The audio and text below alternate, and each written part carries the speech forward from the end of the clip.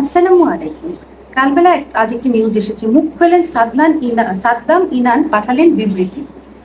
তো এতদিন পরে ঢাকা বিশ্ববিদ্যালয়, জাহাঙ্গীরনগর বিশ্ববিদ্যালয় সহ দেশের বিভিন্ন স্থানে বিচার বহির্ভূত হত্যাকাণ্ডের ঘটনায় উদ্বেগ প্রকাশ করে বিবৃতি দিয়েছেন বাংলাদেশ ছাত্রলীগ।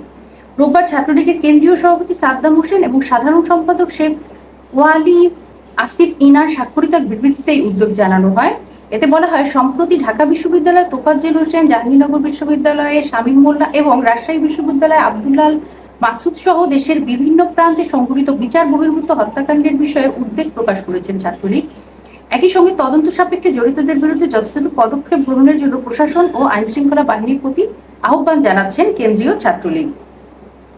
প্রসঙ্গত, গত বুধবার ঢাকা বিশ্ববিদ্যালয়ে যে ঘটনাগুলো ঘটে এটার উপরে এখানে শেষে বলেছেন যে বিকেলে বিশ্ববিদ্যালয়ের জয় বাংলা ফটক এলাকায় শামীমুল্লাহকে মারধর করে বিক্ষুব্ধ শিক্ষার্থীরা, তো এর জন্য ওনারা উদ্বেগ প্রকাশ করেছেন।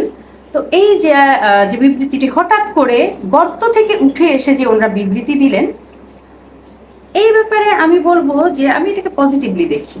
এটাকে অবশ্যই আমি পজিটিভলি দেখি, কারণ যখন তারা ক্ষমতায় ছিল তখন তারা কি কি করেছে না করেছে দেশের সবাই জানে। এবং তারা যে সিন্ডিকেট, যে মাফিয়া একটা দল নিয়ে দেশ চালিয়েছেন, তারা আবরার হত্যাকাণ্ড, কত কিছু নিয়ে কখনোই মুখ খোলেননি। তো এই ব্যাপারে এখন তারা মুখ খুলবেন এবং তারা একেবারেই গর্তের মধ্যে। তাদেরকে ঠিক মানে এই আওয়ামী লীগকে, এই সাধারণ সম্পাদক থেকে শুরু করে তাদের প্রধানমন্ত্রী যারা দেশ ছেড়ে চলে গিয়েছেন, এই সাদ্দাম ইনানরাও কিন্তু দেশে নেই, সবাই দেশের বাইরে চলে গিয়েছেন। তাদের দেশ নিয়ে চিন্তা নাই, রাজনীতি নিয়ে চিন্তা নাই, সেই সাহসটাও তাদের নেই। গর্তের ভিতরে আছেন, কোথায় আছেন সেটাও প্রকাশ করার সাহসটা পর্যন্ত তাদের নেই। কিন্তু গর্ত থেকে বের হয়ে দেশে একটা ঘটনা ঘটার সাথে সাথে তারা মুখ খুলে ফেললেন। এবং তাদের এই মুখ খোলাকে আমি পজিটিভলি এজন্য দেখি যে দেশ নিয়ে চিন্তা করার অধিকার সবার আছে। তারা যা করেছে, তারা যে ভয়ঙ্কর ভাবে দেশটাকে শেষ করে গিয়েছে, তারপরেও তাদের অধিকার আছে দেশ নিয়ে চিন্তা করার। মানলাম যে নিজের যা করি না কেন তালগাছ আমার, আমি যতক্ষণ করি না কেন, যাই করি না কেন, এখনো তারা গোপালগঞ্জে যেমন স্বেচ্ছাসেবক দলের উপর হামলা করে নিহত করলেন, আহত করলেন, আরো অনেক অনেক ঘটনায় তাদেরকে কিন্তু দেখা যায়নি। কিন্তু এতদিন পরে এই দুই ইউনিভার্সিটির দুইটা ঘটনাতে লীগের মানুষ মারা যাওয়ার পর তাদের গর্ত থেকে উঠে আসার ঘটনা ঘটেছে।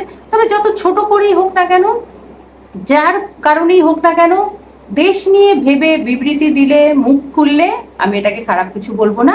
আমি এটাকে অবশ্যই পজিটিভলি দেখি। আপনারা চালিয়ে যান, গর্তের ভিতর থেকে থেকে আপনাদের এই কাজগুলো চালিয়ে যান।